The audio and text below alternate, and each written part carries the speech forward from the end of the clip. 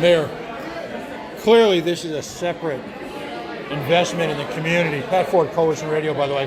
While this is a separate investment in the community, yikes. The fierce and swift reaction from your pre-announcement brought up inspectors, if you will, of the City of Providence pension fund. And folks who didn't know that this portion was privately funded, obviously the first reaction, they can afford to do this, but they can't afford to do the pension fund.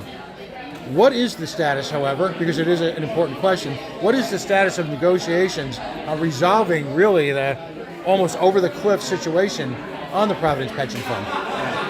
So we put forward a proposal around a pension obligation bond this coming year at the General Assembly, and it's something that, if and when the General Assembly returns in the fall, that we want to take up again. We're in an environment right now where, it's this unique window of opportunity where interest rates are so low that a pension obligation bond makes sense.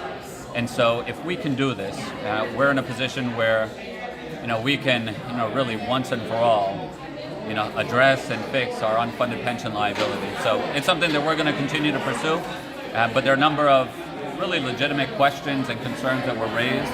So we're going to address all of those and come back at it in the fall. Well, I think one of the initial reactions was we already amortize our pension obligations over an extended period of time.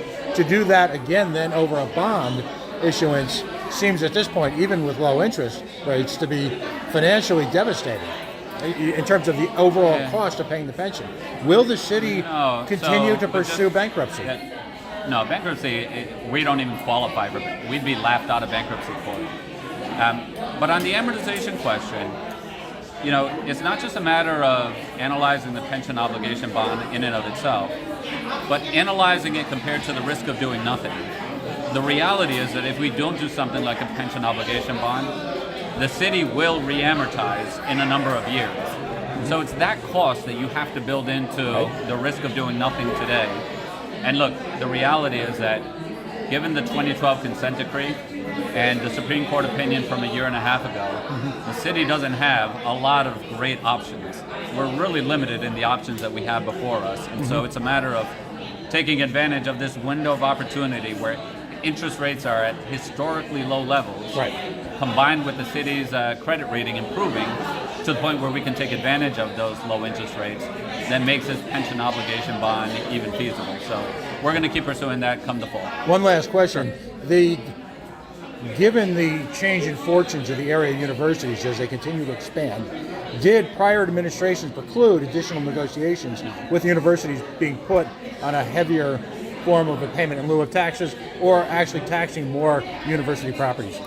No, none of the previous administrations preclude any new agreements with the universities. Awesome. Thank you so much.